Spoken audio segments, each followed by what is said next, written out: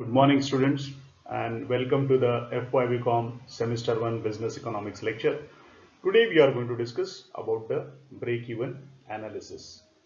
This break-even analysis is one of the most important concept associated with business economics. What is the significance of it? क्या importance है इसका? Okay, हम लोग ये सब क्यों पढ़ते हैं? Break even analysis theoretical significance उसका क्या है? ओके, ये हम आज जानेंगे. इट टेल्स अस अबाउट, ये हमें बताता है कि how many units of commodity should be produced to cover fix cost and variable cost.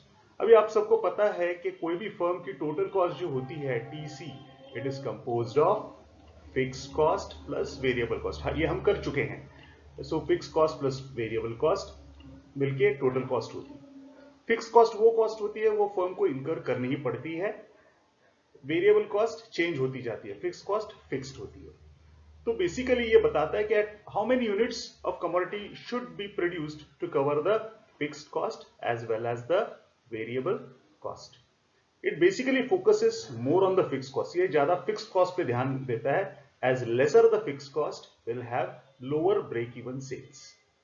Okay, break even sales ये कंसेप्ट क्या है ये जानने के लिए will have to study a diagrammatic representation of it. The diagrammatic representation will enable you to understand the concept of break even. Let us do the diagrammatic explanation of this concept of break even analysis. आपको ये diagram जो दिख रहा है यहाँ पे, okay, what is this diagram?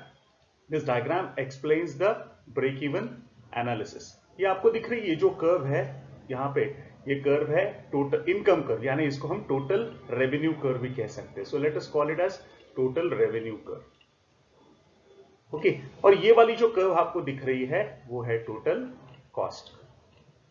You can see that initially the total revenue is zero when the output is zero. But ये जो टोटल कॉस्ट है ये फिक्स कॉस्ट इनकर करनी ही पड़ती है बिफोर स्टार्टिंग द प्रोडक्शन. इसलिए ये ओबी पार्ट जो है ये एक्चुअली फिक्स कॉस्ट है.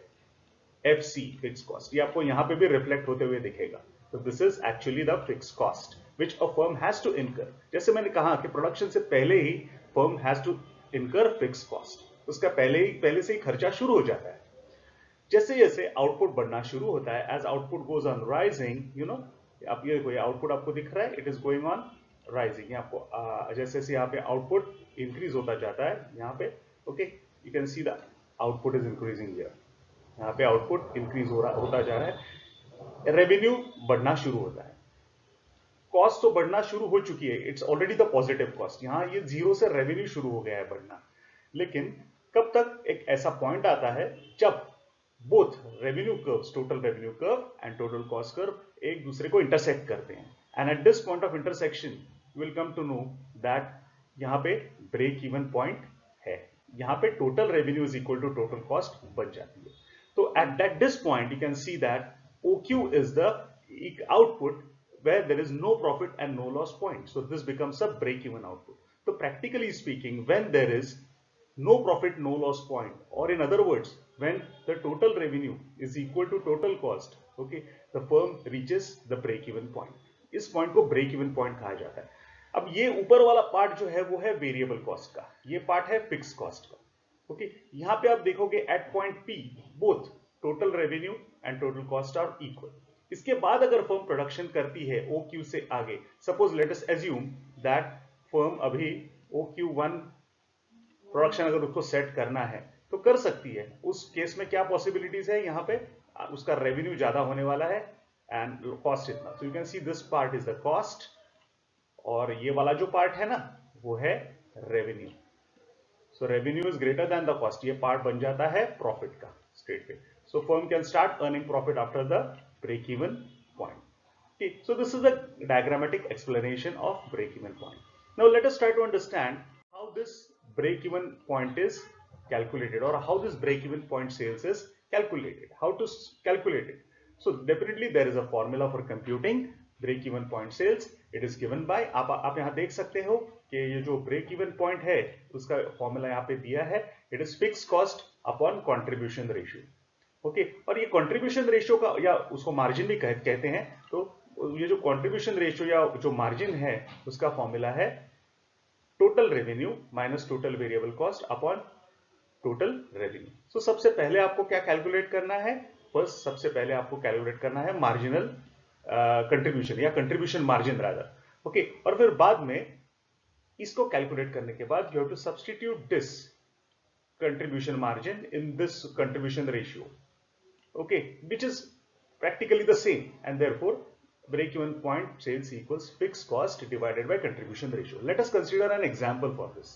आप यहाँ पे एग्जाम्पल पे देख सकते हो कि यहाँ पे जो टोटल रेवेन्यू दिया हुआ है वो है 20,000 एक फर्म के लिए, and the variable cost is given by rupees 12,000. Then you can see the fixed cost is given by 6,000, okay. तो ये तीन कॉस्ट हमें दिए गए हैं। कौन से तीन कॉस्ट दिए गए हैं? एक दिया गया है, एक रेवेन्यू दिया है और दो कॉस्ट दिए गए हैं। कौन से दिए गए हैं? Revenue is 20,000, cost is variable cost is 12,000 and fix cost is 6,000। You need to find a break even sales. जैसे मैंने कहा कि सबसे पहले ये वाला फॉर्मूला यूज करना पड़ेगा एंड बाद में ये वाला। So how do we compute it? Just try to understand this contribution margin ratio या कंट्रीब्यूशन रेशियो का फॉर्मूला है वो हमने यूज किया। टोटल रेवेन्यू की वैल्यू 20,000 थी, I have substituted 20,000 minus total variable cost की वैल्यू 12,000 थी, वो भी सब्स्टिट्यूट करी and I have divided it by total revenue. As per the formula we get the answer as 0.4।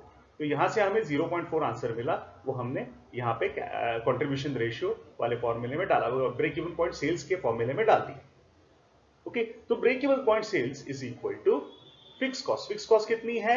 6,000। आप देख सकते हो 6,000 इज द फिक्स कॉस्ट यहाँ पे, divided by, okay, 0.4 is the contribution margin. तो वो कंट्रीब्यूशन रेशियो या कंट्रीब्यूशन मार्जिन है 0.4 है। तो 6,000 divided by 0.4 is equal to 15,000 units. तो इट मींस दैट अगर कोई फर्म 15,000 यूनिट्स तक का आउटपुट प्रोड्यूस करती है तो उस फर्म को ब्रेक इवन आ जाएगा, जिसका मतलब ये हुआ कि your total revenue will equal total cost for the firm if it produces 15,000 units of output.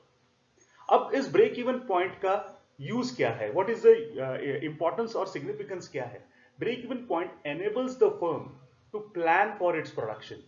Break even point enables the firm to forecast its profit. Okay, उसको अगर प्रॉफिट्स जल्द से जल्द चाहिए तो उसको ये देखना होगा कि वो जो रिकवरी पीरियड है या फिक्स कॉस्ट जितनी कम हो, ओके, उतना उसके लिए अच्छा होगा, ओके। तो वो रिकवरी जल्दी हो जाएगी। तो बेसिकली फिक्स कॉस्ट को कम से कम अगर होगी तो break even point, okay, sales will be achieved earlier, okay. We now move on to when does the next concept is when will this break even point change. ये break even point change होगा क्या? हो सकता है। कब हो सकता है? It will change when there is a change in fixed cost, total variable cost या फिर प्राइस, ओके।